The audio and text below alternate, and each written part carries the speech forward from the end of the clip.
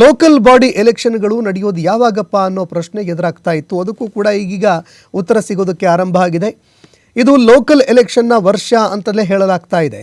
ಪೌರ ಸಂಸ್ಥೆಗಳಿಗೆ ಈ ವರ್ಷವೇ ಮತದಾನ ನಡೆಯುತ್ತೆ. ಜಿಲ್ಲಾ ಪಂಚಾಯಿತಿ, ತಾಲೂಕ್ ಪಂಚಾಯಿತಿ, ಜಿಬಿಎ, ಪಾಲಿಕೆ ಎಲೆಕ್ಷನ್ನು ಹೊಸ ವರ್ಷದ ದಿನವೇ ಡಿ.ಕೆ. ಶಿವಕುಮಾರ್ ಅವರು ಘೋಷಣೆ ಮಾಡಿದ್ದಾರೆ. ಕಳೆದ 4 ವರ್ಷಗಳಿಂದ ಬಾಕಿ ಉಳಿದಿರುವಂತಹ ಜಿಲ್ಲಾ ಪಂಚಾಯಿತಿ, ತಾಲೂಕು ಪಂಚಾಯಿತಿ ಸೇರಿದಂತೆ ರಾಜ್ಯದ ಸ್ಥಳೀಯ ಸಂಸ್ಥೆಗಳ ಚುನಾವಣೆಗೆ ಈ ವರ್ಷದಿಂದಲೇ ಮುಹೂರ್ತ ಫಿಕ್ಸ್ ಆಗೋದು ನಿಶ್ಚಿತ ಅನ್ನುವಂತಾಗಿದೆ. ಈ ಕುರಿತು ಸ್ವತಃ ಉಪಮುಖ್ಯಮಂತ್ರಿಯಾಗಿರುವಂತಹ ಡಿ.ಕೆ. ಶಿವಕುಮಾರ್ ಅವರು ಭರವಸೆ ಕೊಟ್ಟಿದ್ದಾರೆ. ಈ ಕುರಿತು ಸದಾಶಿವನಗರದ ತಮ್ಮ ನಿವಾಸದ ಬಳಿಯಲ್ಲಿ ಗುರುವಾರ ಮಾತನಾಡಿದಂತಹ ಅವರು ಗ್ರೇಟರ್ ಬೆಂಗಳೂರು ಪ್ರಾಧಿಕಾರದ 5 ನಗರ ಪಾಲಿಕೆ, ಮಹಾನಗರ ಪಾಲಿಕೆ, ನಗರಸಭೆ ಸೇರಿ ರಾಜ್ಯದ ಎಲ್ಲ ಸ್ಥಳೀಯ ಸಂಸ್ಥೆಗಳ ಚುನಾವಣೆ ಈ ವರ್ಷವೇ ನೆರವೇರಿಸ್ತೀವಿ ಅಂತ ತಿಳಿಸಿದ್ದಾರೆ.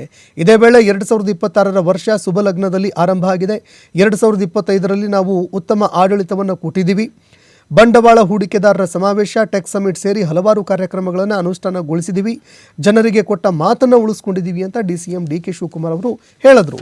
ಇನ್ನು ರಾಜ್ಯದಲ್ಲಿ ಯಾವ ಚುನಾವಣೆಗಳು ಬಾಕಿ ಇದ್ದಾವೆ? ಹಾಗಾದರೆ ರಾಜ್ಯದಲ್ಲಿ ಒಟ್ಟು 31 ಜಿಲ್ಲೆಗಳ 1130 ಜಿಲ್ಲಾ ಪಂಚಾಯಿತಿ ಕ್ಷೇತ್ರಗಳಿಗೆ 2020-2021ನೇ ಸಾಲಿನಿಂದ ಚುನಾವಣೆ ಇನ್ನೂ ಬಾಕಿ ಇದೆ. ಇನ್ನು ಅದೇ ರೀತಿಯಾಗಿ 239 ತಾಲೂಕು ಪಂಚಾಯಿತಿಗಳ ಒಟ್ಟು 3600 ಕ್ಷೇತ್ರಗಳಿಗೂ ಕೂಡ 2020-21ರಿಂದ ಚುನಾವಣೆಗಳು ಬಾಕಿ ಉಳ್ಕೊಂಡಿದ್ದಾವೆ. 180ಕ್ಕೂ ಹೆಚ್ಚು ನಗರ ಸ್ಥಳೀಯ ಸಂಸ್ಥೆಗಳ ಅವಧಿ ಮುಗಿದಿದ್ದು ಆಡಳಿತಾಧಿಕಾರಿಗಳ ಆಡಳಿತ ಅವಧಿ ಕೂಡ ಅವರ ಒಂದು ಅವಧಿ ಕೂಡ ಬಾಕಿ ಉಳ್ಕೊಂಡಿದೆ. ಗ್ರೇಟರ್ ಬೆಂಗಳೂರು ಪ್ರಾಧಿಕಾರ, ಜಿಬಿಎ, 5 ಹೊಸ ಪಾಲಿಕೆಗಳಿಗೂ ಕೂಡ ಚುನಾವಣೆ ನಡಿಬೇಕಾಗಿದೆ. ಇನ್ನು ಮುಂದಿನ ಸುದ್ದಿ ಏನು ಅಂತ ನೋಡೋದಾದರೆ